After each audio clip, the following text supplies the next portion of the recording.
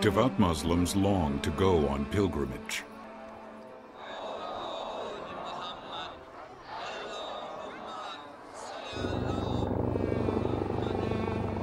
But for Ismaili Muslims, the religious highlight of a lifetime is to set eyes on the face of their spiritual leader, the Aga Khan.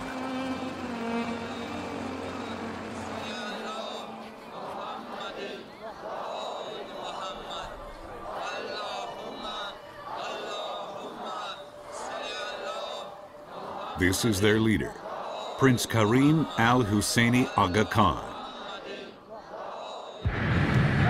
Islam in general is changing at the moment. We have to deal more and more with the West.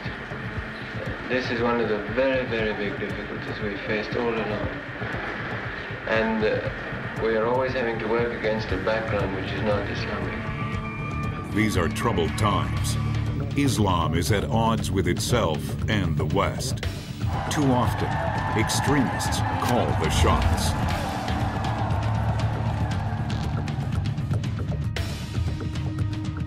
One Muslim spiritual leader, the Aga Khan, has been persevering for 50 years to bridge the divide.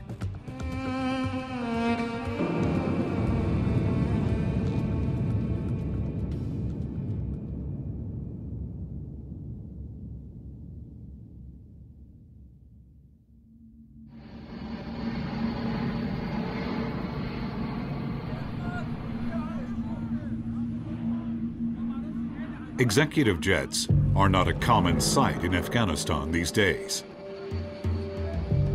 The few world leaders who chance their necks demand high levels of security.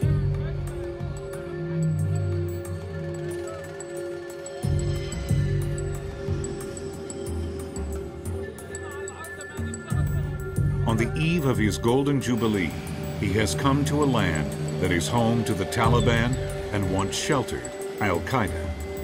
Nobody is more threatened by terrorists than moderate Muslims like the Aga Khan and his followers.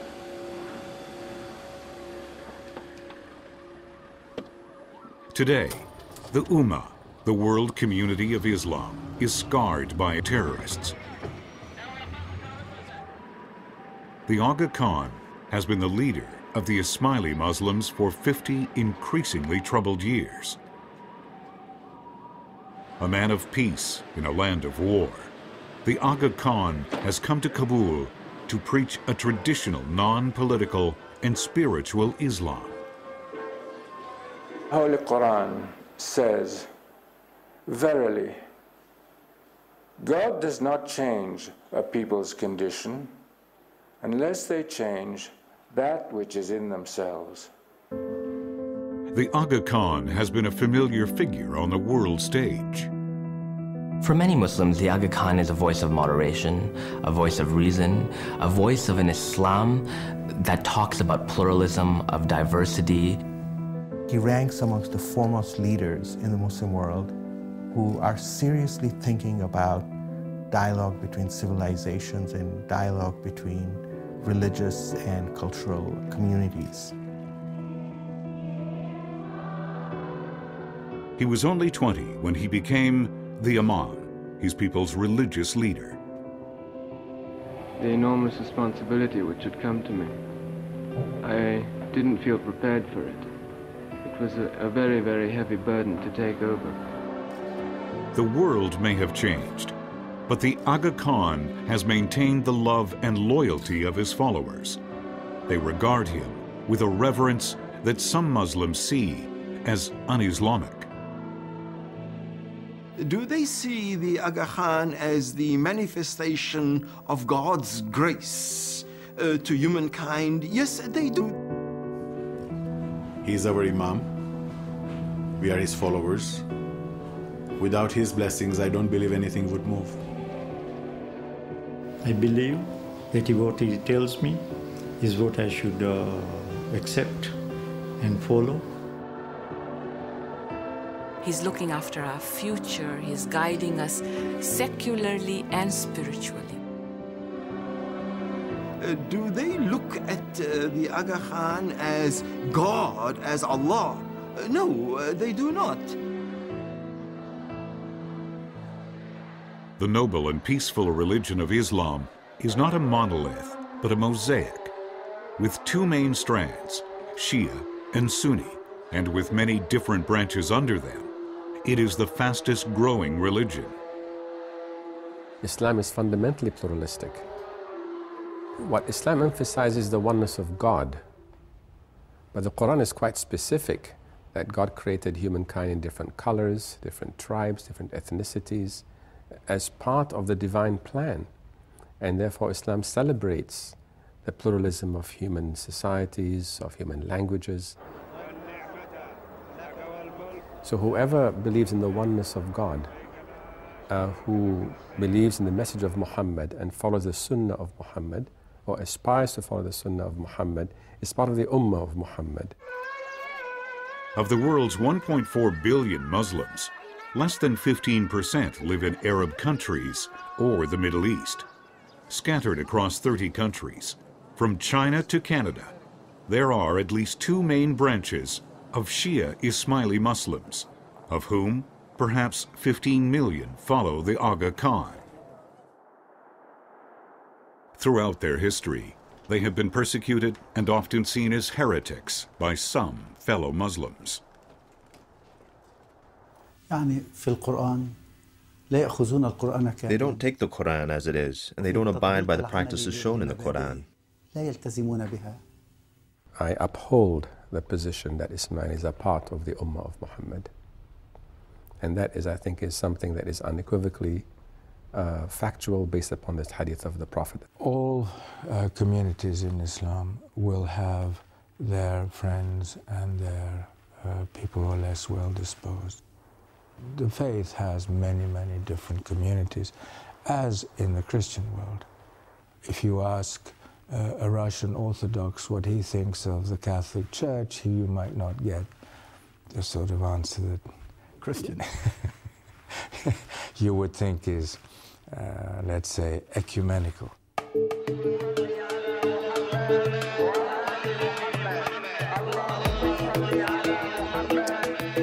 The Ismaili faithful tie the percentage of their earnings to the Aga Khan, most of which goes back into the community. He also inherited a private fortune, but neither he nor his followers see a contradiction between his roles as a wealthy man and a spiritual guide. The Ismailis had never accepted a fundamental distinction between the spiritual and the material, and indeed Ismaili philosophy really believes that the two are completely integral. You can't, in a sense, have one without the other. I mean, Islam doesn't tell you that you have to give up the material world and kind of become a monk. It never says that. That is very much a Christian question. And Islam has a completely different premise. Islam doesn't divide faith and world.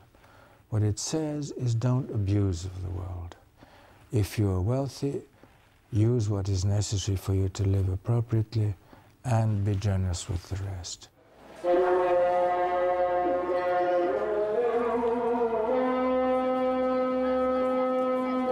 Unlike other Muslims, Ismailis pray 3 times a day, not 5.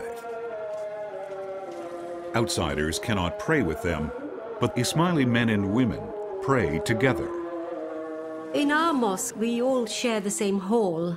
We gather to pray together, which is as it should be. Ismaili women pray side by side with the men in their prayer space. The veil, the hijab, it's not encouraged. That matters quite a lot to me because it says we're one under heaven in the eyes of God. In most mosques, as here in Jordan, women are kept out of sight.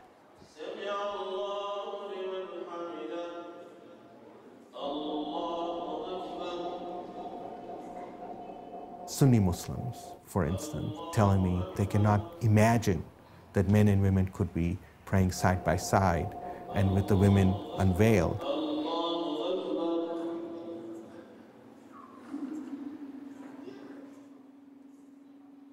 There's a great deal of emphasis placed on women's education and the general advancement of women in society.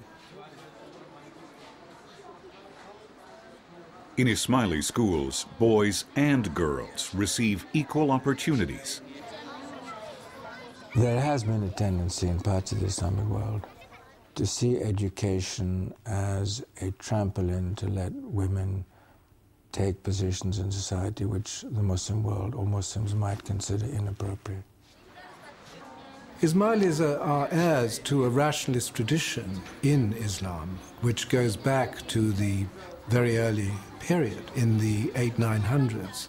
There was a kind of reaction against this, and the majority tradition, the majority Sunni tradition, abandoned a rationalistic approach for what you might call a much more imitative approach. You simply follow the rules as they've been laid down. You don't question the rules.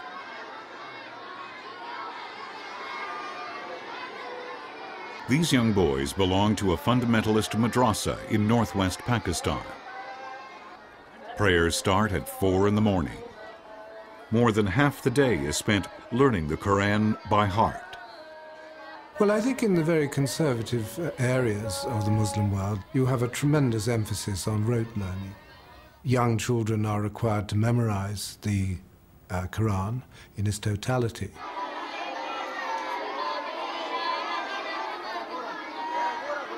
But the Ismailis, and other Shias too, have always had a much more rationalizing approach, which is that behind the words of the Quran, there are spiritual meanings which have to be understood in the context of different times. I would go back to the time of the Prophet, where the notion of intellect is very, very powerful indeed.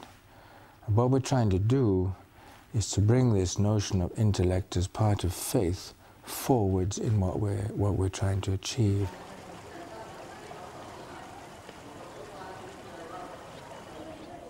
For Ismailis, faith, intellect, and social improvement go hand in hand. So the Aga Khan devotes his time and resources to hospitals, universities, schools, and reducing poverty. But this can put him at odds with those Muslim fundamentalists who fear he is trying to propagate the Ismaili faith. There are groups who fear that the Aga Khan's economic development efforts and education efforts in northern Pakistan, the building of schools, the building of hospitals, is part of some sort of plot that he's trying to take over that part of the country.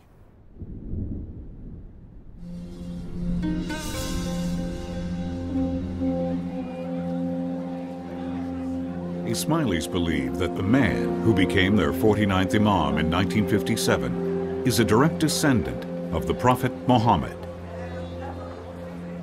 But Ismaili history has been shaped by persecution and sometimes bloodshed. After the Prophet's death, the burning issue was whether Muhammad's role as a spiritual guide should pass to his own family or his loyal followers. Two civil wars divided the Muslim world between the Sunnis, who are the overwhelming majority, and the Shias. The main difference between the Sunnis and the Shias is that the Sunnis basically look back to the custom and practice of the Prophet Muhammad. The Shia notion is that authority to interpret religious matters and political authority was, in fact, the right of one man, and specifically a descendant of the Prophet Muhammad. As time went on, both Shia and Sunni branches split, often as a result of power and politics. The Ismailis are a branch of Shia Islam. The role of the Imam as embodying an unbroken line that connects us to the Prophet is a very important position, particularly within the Shia community, and the Ismailis represent the upholding of that principle. Today, most Shiites, like those of Iran, believe Muhammad's last true descendant disappeared or went into hiding centuries ago, and they await his return at the end of time. What makes Ismailis different from the mainstream Shiite Islam? Probably that there is a living Imam who traces his family back to Hazrat Ali. The majority of the Shia today are known as 12 Shia, and they believe in the hidden Imam. The Shias believe that in addition to the Prophet's practice, you have to have guidance from the Imam.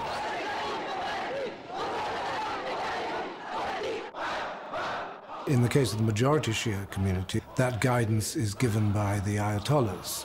In the case of the Ismailis, that guidance comes exclusively from the Imam of the Ismailis, who is the Aga Khan.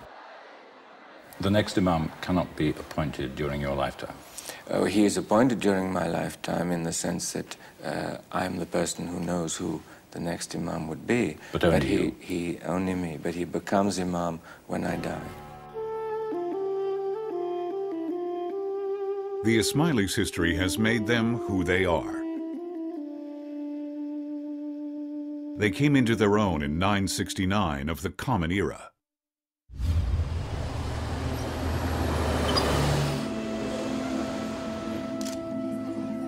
Seen here with Britain's Prince Charles, the Aga Khan is opening an exhibition of his family's extraordinary collection of Islamic art.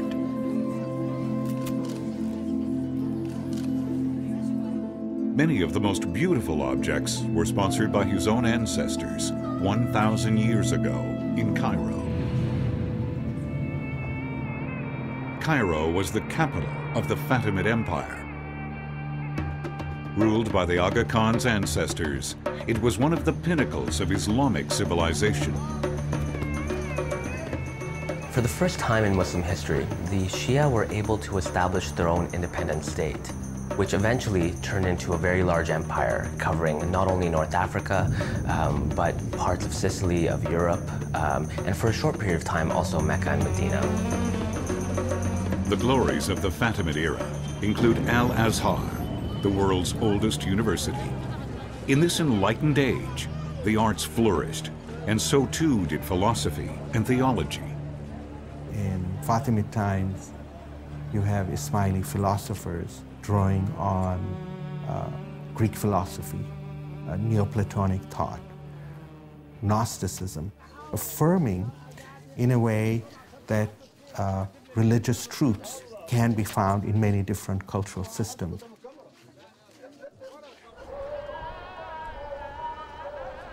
Like Ismailis today, the Fatimid Empire was a beacon of learning and a model of religious tolerance.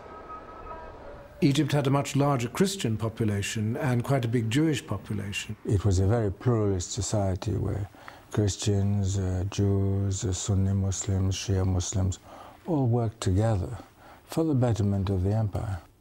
They never really tried to convert the majority of the Egyptian population to Ismailism. But in 1171 of the Common Era, an army advanced on Cairo. It was led by the mighty Saladin. Saladin and his army overthrew the Fatimid Empire and its strand of the Shiite Islam. Once again, Sunnis became the dominant sect in Islam. It symbolizes this struggle of a minority community to survive against all odds, surrounded on all sides by hostile forces. And you had a very powerful empire that was trying to get rid of the Ismaili presence there. Hopelessly outnumbered, it was claimed the Ismailis resorted to selective assassinations. The Ismailis in Iran eventually became known in the West as the Assassins, primarily through the writings of Marco Polo and other Europeans. The word assassin comes from the Arabic hashashin, which means hashish takers. The assassins had been accused of performing murders, of taking drugs, jumping off cliffs in their dedication and devotion and instruction to their imam.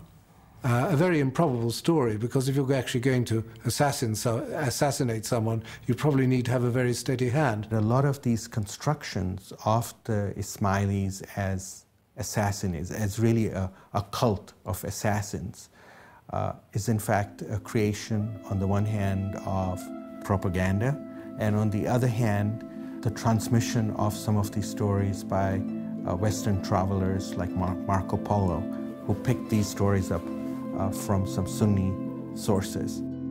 In the end, it wasn't Sunnis who in 1257 razed the fortress of Alamut and slaughtered its Ismaili defenders. The death blow came from the east, in the shape of the Golden Horde, Mongol horsemen led by the grandson of Genghis Khan. The libraries, all the documentation, everything was destroyed. He issued an edict that every Ismaili should be killed, and that not even a baby should be spared. What happened, I think, sent shockwaves, into the Ismaili psyche. After the fall of Alamut, it was believed until late in the 19th century that the Ismailis had vanished.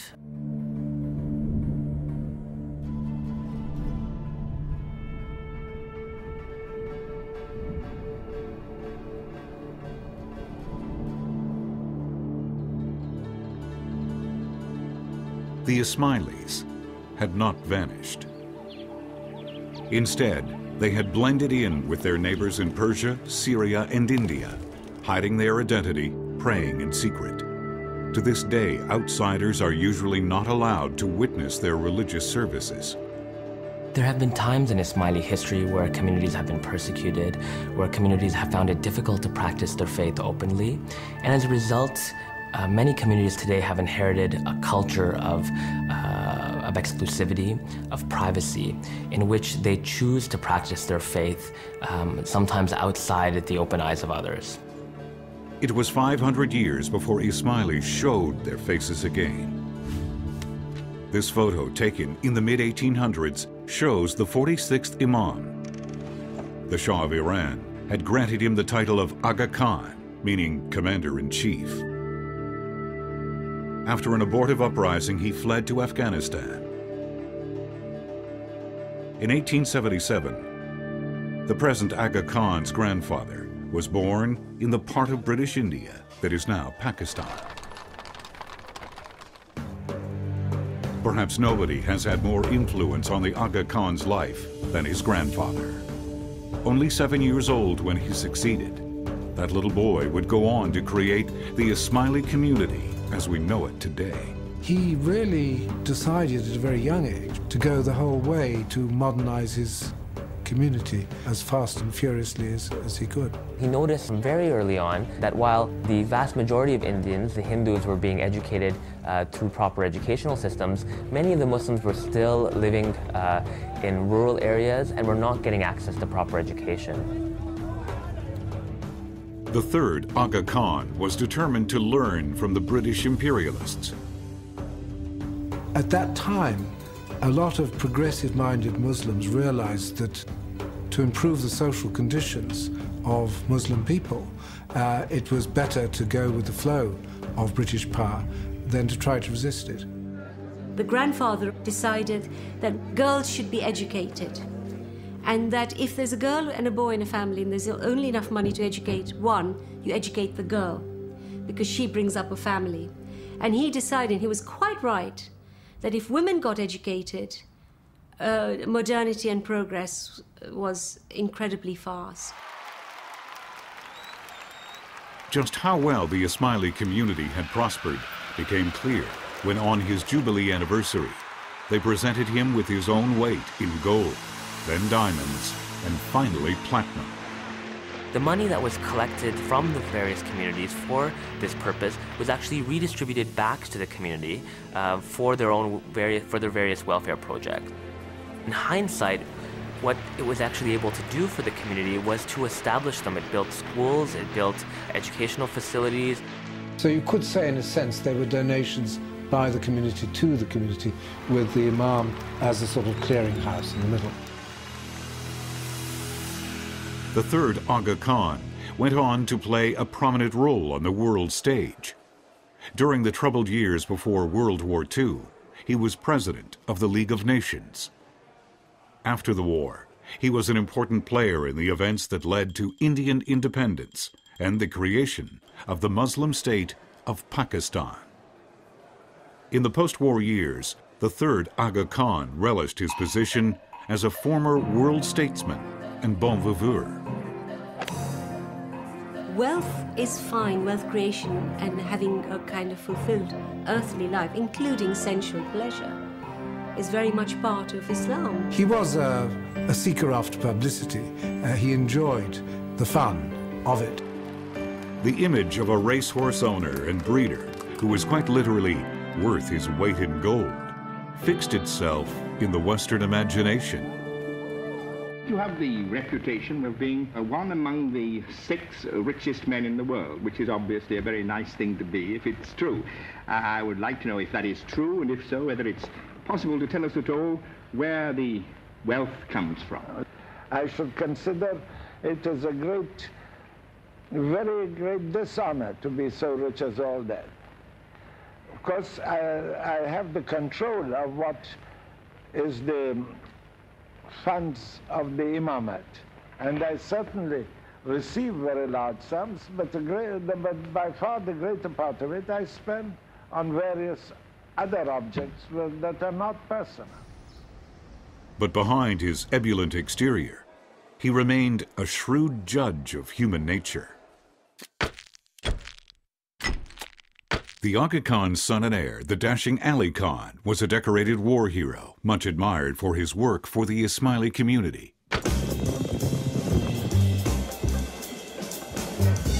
But his love of beautiful women, thoroughbred horses, and fast sports cars attracted the wrong headlines. His first marriage was to the English society beauty Joan Guinness, mother of the present Aga Khan and his brother. That marriage ended in divorce. Subsequent romances culminated in his wedding to Hollywood's hottest star. Valerie near Cannes was recently the center of attraction for all filmgoers, for it was here that Rita Hayworth's wedding took place. The wedding had created world interest. Privacy was impossible. But then that's always the lot of a film star, especially if she marries a prince.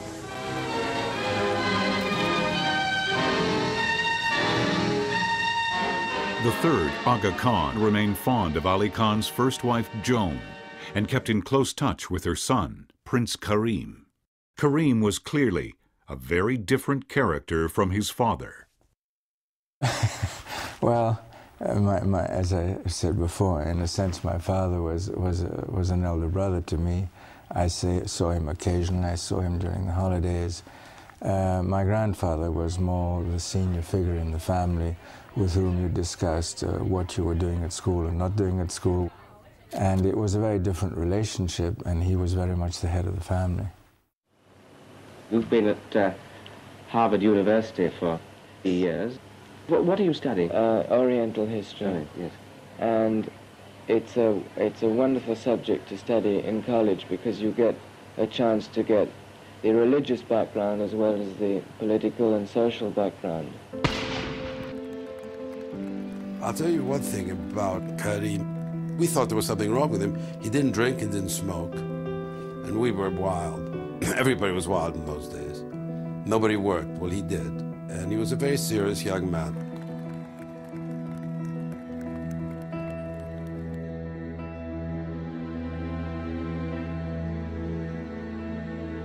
In 1957, at the age of 79, the Aga Khan III died.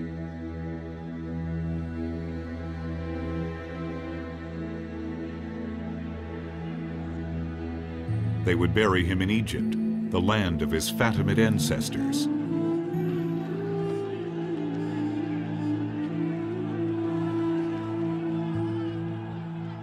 Before the funeral took place, they had opened his will, and it contained a huge surprise.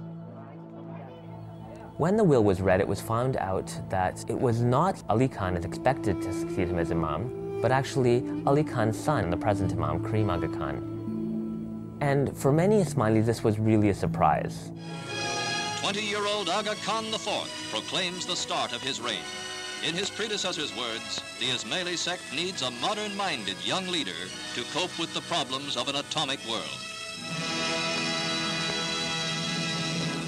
This sensational story could have divided the Ismaili community against itself. Feelings threatened to boil over in Syria, where the charismatic Ali Khan was adored. Ali Khan may have felt disappointed, but he was loyal to his father and he loved the son who had replaced him. He traveled to Syria and told Ismailis to honor his father's will. My father's position was delicate, but he could not have been more loyal, more supportive, more understanding. And his integrity in responding to that decision was genuinely remarkable. Ali Khan went on to serve as Vice President of the United Nations General Assembly, but tragically, not for long. I think Ali Khan's father knew very well what he was doing, and I thought it was a very wise choice. And as it turned out to be, it was a difference of 2 years. He would have been Aga Khan for 2 years because the accident would have happened anyway, I think. So.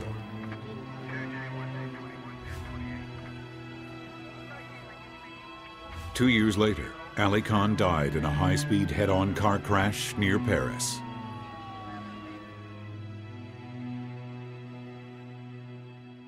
Without his father's love and advice, the young Aga Khan was on his own.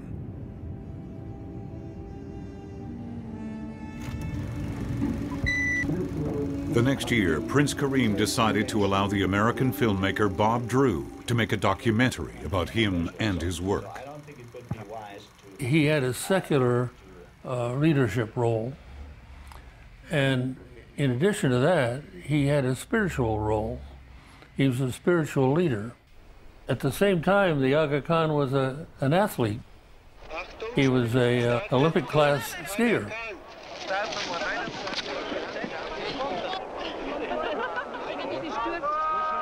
It was double-edged. On the one hand, of course, he inherits immeasurable wealth, huge power, most eligible bachelor in the world, wonderful looking, great athlete, all these things, fantastic. You think this is king of the universe. And the women, the girls, reacted a little bit the way I've seen the girls react toward John F. Kennedy. He was a shining star for them. On the other hand, terrific responsibility. Suddenly, his freedom to enjoy his youth was, in a sense, taken away from him. Merci. From that moment onwards, he was working a 12, 16-hour day. I hope you won't misunderstand the question if I ask whether this job really can be done without a wife. His passion for skiing led him to meet his future wife, the British model Sally Croker-Poole. I wanted the Ismailis to know before anyone else, and we had to take great precautions to make sure that that did happen. And I'm happy that it did. Lady James, you've become a Muslim. Yes, I have. Has that been difficult? No, it wasn't difficult for me to at all because I wanted to do it. And I'm very happy about it and I feel very at ease. Married in a lavish ceremony in Paris, they had 3 children and stayed together for 27 years. But neither this nor a second marriage was to last. They want their imam to be happy. I remember once talking to a very senior Ismaili when he was divorcing his first wife. His comment I found actually rather moving. He said, "The imam has been wounded." And there is a sense that emotional wounds have perhaps affected him. He is not a playboy, it's a completely misunderstood role that he has. He does not, and perhaps has not, had the energy, time, to give to his family because of his commitment to his bigger family, which is maybe 10, 15 million people.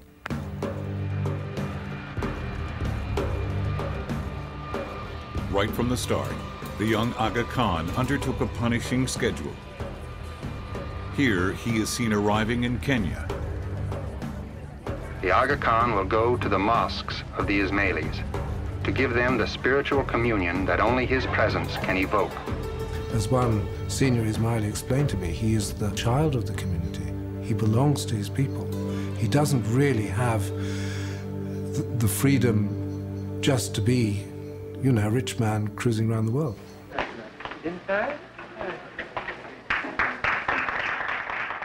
Almost a lifetime later, the faithful still remember the impact his visit had on them. He saw me behind everybody else at the back of the room, and he said, "Akbar, come and sit next to me." Yes, I've seen that. 50 years ago, the young Akbar was needing advice about his life and career. Akbar has never seen this film before. I think you have to think now, what is the decision for him to take if you make him? Probably they may think they will, that's his thing, well, why don't you make it there? The way he captures your heart, I think that's all you need is one time, such an occasion, to feel forever. He had become Aga Khan at a time of epic and sometimes wrenching change in the world. Uncertain times can result in instability and violence. We were at the eve of decolonization. We were at a time of bitter conflict in the Cold War environment. So these were all situations that I entered rather young. The Aga Khan came into this world, and of course, because many of the Ismailis lived within the former colonies, they were also affected by these tumultuous changes. In 1972, Ismailis were threatened again. The young Aga Khan faced his first real life or death crisis. The threat came in the ample shape of Uganda's military tyrant, Idi Amin Dada. Amin was whipping up hatred for the Asian community. What was it like meeting Idi Amin?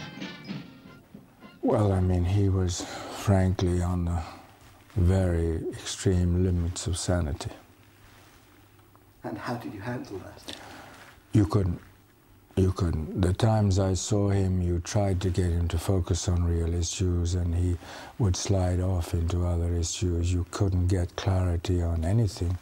I think the situation there was that there was enough forewarning of what was to come that I was able to put a number of things in place. A curious combination, killer and clown. Amin's slogan was Uganda for the Ugandans. That meant East Asians had to leave the country within 90 days. This propaganda film captures the mood of the time. Uganda is at war, economic war. The imperialists and their agents have been kicked out of their seats. As non-citizen Asians prepared to leave, hundreds of shops in Uganda's capital, Kampala, and in upcountry towns remained closed.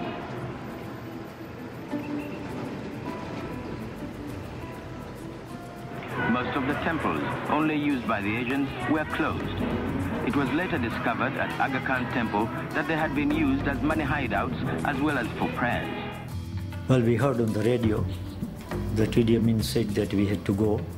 It was most probably their religion that sowed the seed of isolation from the general public. I couldn't understand at that time why my family would have to leave, because that was our home. Ismaili businesses and property were seized at a fraction of their real value. Or however rich or poor you were, it didn't matter.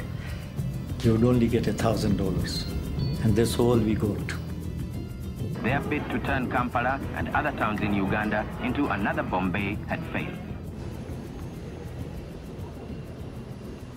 When we arrived at Entebbe, scene was really, really chaotic. Very chaotic condition, but anyway, finally, we boarded and we left the country. Uganda's once prosperous Ismailis had become stateless refugees. The Aga Khan and his uncle, who was the UN High Commissioner for Refugees at the time, had to persuade foreign leaders to give them shelter. And I was very fortunate in the sense that I had a strong personal relationship with President Kenyatta. I had a strong personal relationship with Prime Minister Trudeau, who, after all, was a global statesman. And I said to these statesmen, if a crisis occurs, can you help? And both said yes. He was fantastic. He got Trudeau lined up to airlift everybody who had Ugandan passports, Ismailis who had Ugandan passports. But I think the general principle of Canada helping people in need and distress is accepted by all Canadians. His response to that issue, I think, created a great deal of confidence in the community that there's somebody who's there, who's connected, who's well connected to world leaders, and who can help look after them. He doesn't just talk the talk. No, you know, the Canadian government extended a level of cooperation, understanding, help that was absolutely remarkable. Not for the first time in their history, Ismaili Muslims found themselves uprooted.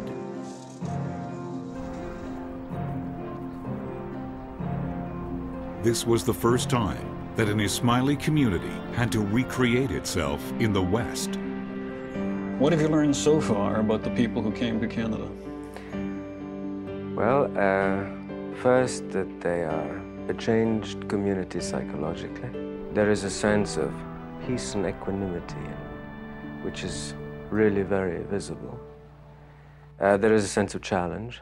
They view Canada as a country with great prospects. The Ismailis had shown that there was nothing incompatible between their Islamic faith and Western values. The first Muslim to be elected to Canada's federal parliament is an Ismaili. After, obviously, 9/11, when we had, such a confusion about Islam, such a confusion about what is the message of Islam, and unfortunate images of terrorists being from Islamic background, promoting a vision of Islam that I think majority of people involved in Islam would denounce.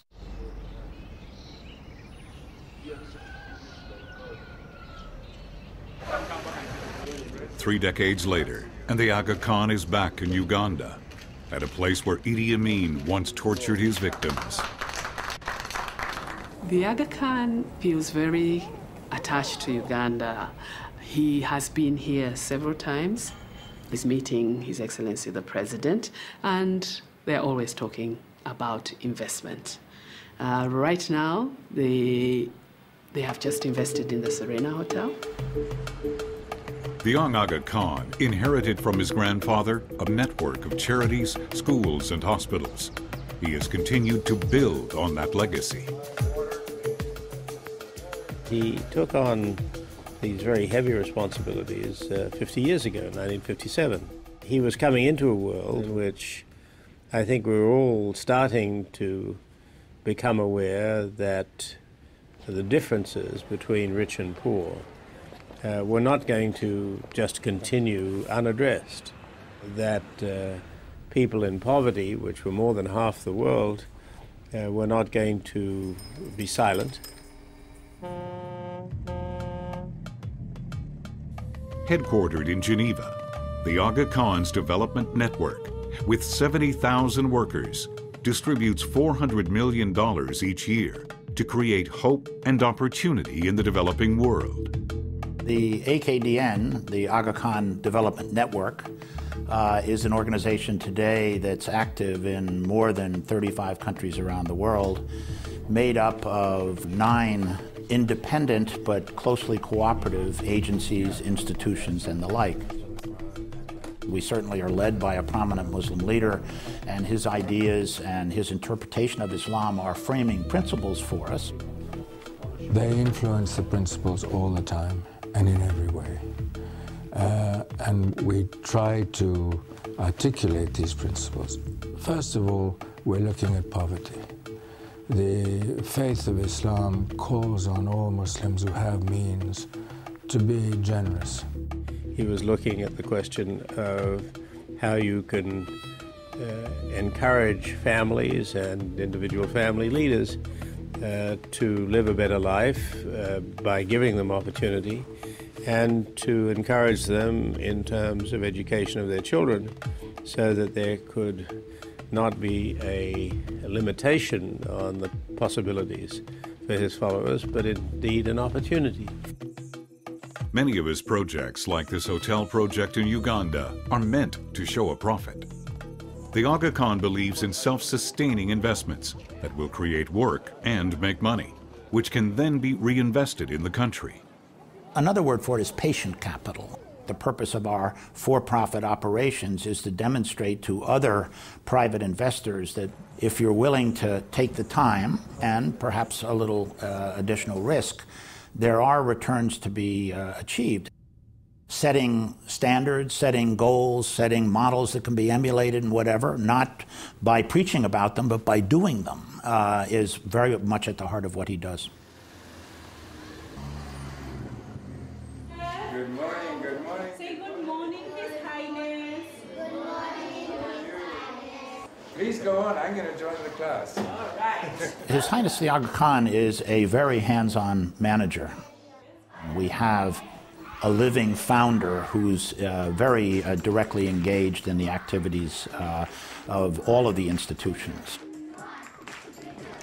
I mean, he travels extensively. He certainly gets to all or most of the countries that we work in every year. It's probably nearly 60–70% of the time he's actually in field work. And in every part of the world he will visit. As you know, we are operating somewhere in about 30 or 32 countries. So you can imagine the amount of traveling that involves.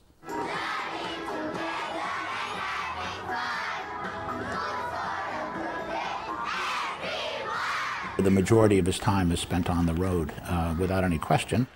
It's truly a very heavy load that he carries.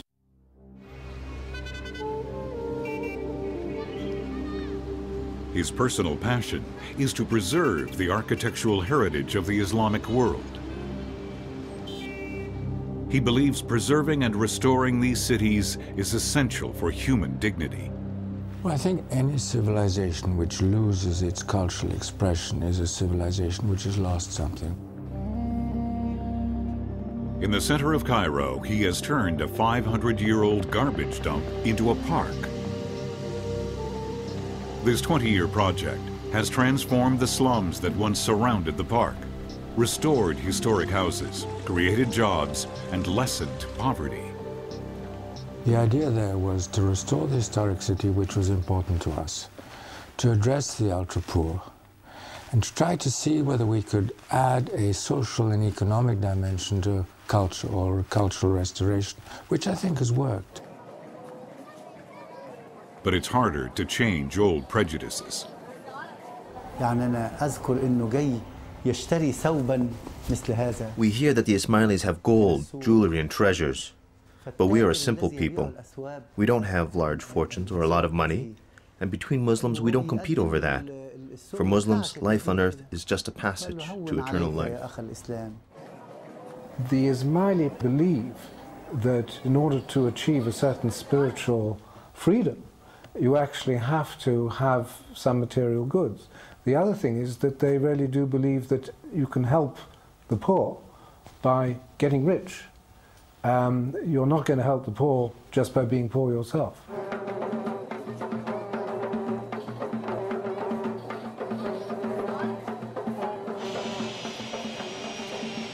The collapse of communism in the 1990s enabled him to be reunited with the Ismailis of Central Asia, like these in Tajikistan.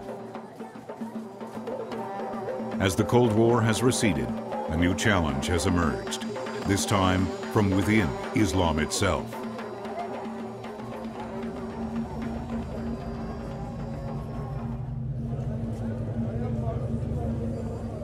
Terrorists have killed far more Muslims in the name of Islam than they have Christians or Jews. In North Pakistan, so close to the border with war-torn Afghanistan, Ismailis were among the first to come under attack. The main context in which these events have happened has been the war in Afghanistan, Talibanization of Afghanistan, a lot of refugees coming into the western part of Pakistan, and just a general ratcheting up of the temperature. The Aga Khan may have hoped that development projects he had funded would diffuse the situation. His attempts at creating these bridges of understanding have in fact been misinterpreted, again, because people view this as, again, as a threat to Sunni triumphalism. There are mullahs who come out of those madrasa schools who say Ismailis aren't Muslims.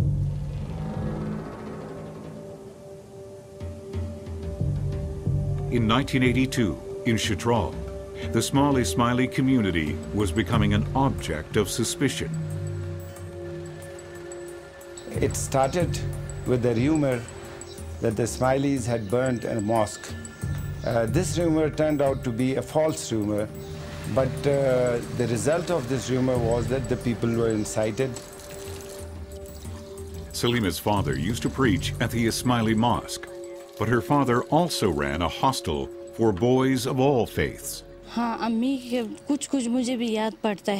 Sunni people had said they were going to burn the hostel and the mosque. They're going to kill the big leaders and burn their houses down. My mother said to my father, the situation is very bad, so don't go to the office. But my father said, I really like my religion, and my father did not listen. My house was up near the river, and on the other side there was a road.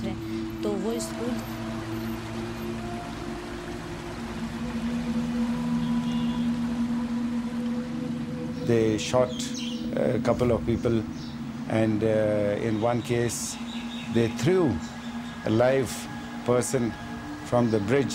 They say that when they were throwing him down, they said that you become a Sunni and say I will become a Sunni, and he refused.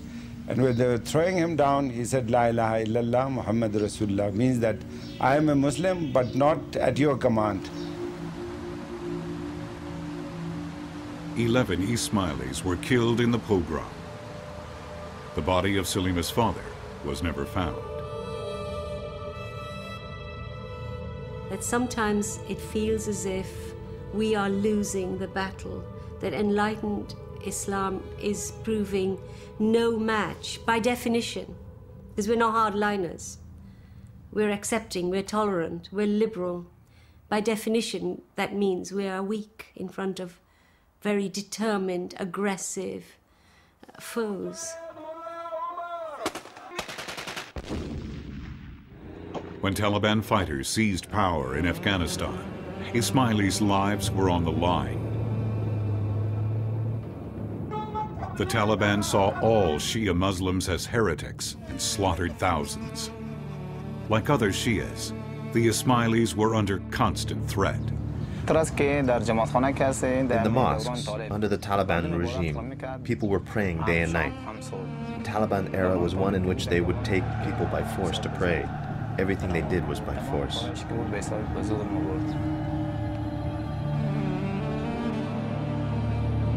I believe that we have never faced a greater threat. And by we, I mean not just Ismailis, I mean Islam itself. We have never had such internal chaos and external threats coming at the same time.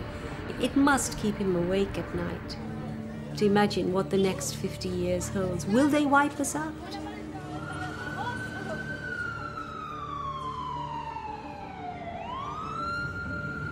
Fundamentalist aggression took to the world stage when Osama bin Laden launched his attacks on the West. The Aga Khan does not believe this is a religious war. They're not driven by faith. They're driven by unsolved political issues. The understanding of the Muslim world in the non-Muslim world is shallow, and that's a fact. I don't think it's a clash of civilization. I think it's a clash very often of ignorance. Would you have said that that ignorance would have led to something like the invasion of Iraq? I think that would have been a major aspect in the decisions that were taken in regard to Iraq. I have to tell you that Iraq is not my number one focus. My number one focus is Afghanistan.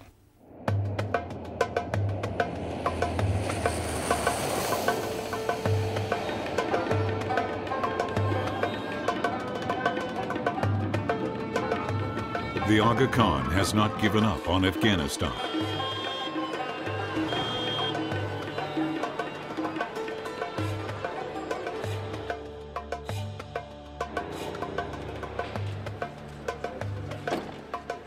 In his Jubilee year, he visited Kabul. Many of the children here, in this hospital in Kabul, are victims of the fighting between Western forces and the Taliban. But the Aga Khan is investing in more than just hospitals and schools. He has also established a cell phone company. It generates 6% of the government's revenue. Significantly, it provides work for women. Certainly in some conservative societies, the notion of employing women outside the home is something that others take exception to. Do you feel this might be seen as provocative by the more violent fundamentalists? No, I don't think so, because I mean, yes, there's always an extreme group that could seek problems.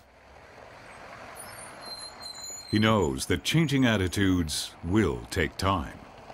Well, I once said to him, Your Highness, I've been in the development business for many years, and I'm struck that you have a long-term view on development. And he said, well, I've been doing this for almost 50 years.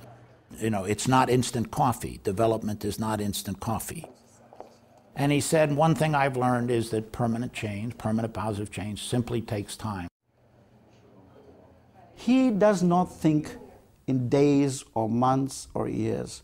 He thinks things in generational terms. It's not a quick fix. Ali, Ali,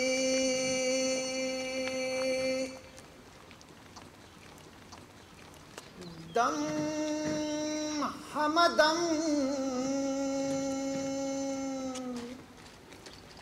In the summer of 2007, on the 50th anniversary of his succession, Ismaili delegates came to the estate just north of Paris, where the Aga Khan lives. They came from communities in 30 countries to pay tribute to their Imam. For 50 years, the Aga Khan has tried to act as a moderating force within Islam, and also as a bridge between Islam and the West.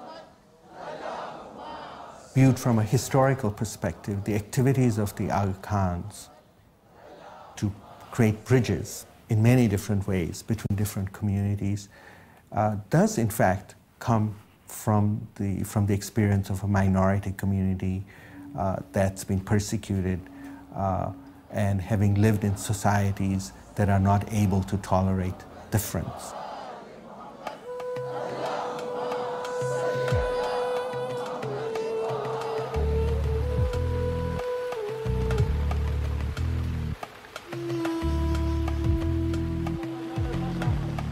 The Ismaili have a kind of message for the modern world, which is how to live in a pluralistic world. And that is a message which other Muslim thinkers are rapidly catching up with. I think I can say that there is no other community leader that I know who has done better. And he's done it by the force of his personality and both his goodness and his practicality. Then how do we build a common humanity? But I think what's important is to hope and work for and pray for a cosmopolitan civil ethic, where the unity of the human race becomes an ethical purpose for all faiths.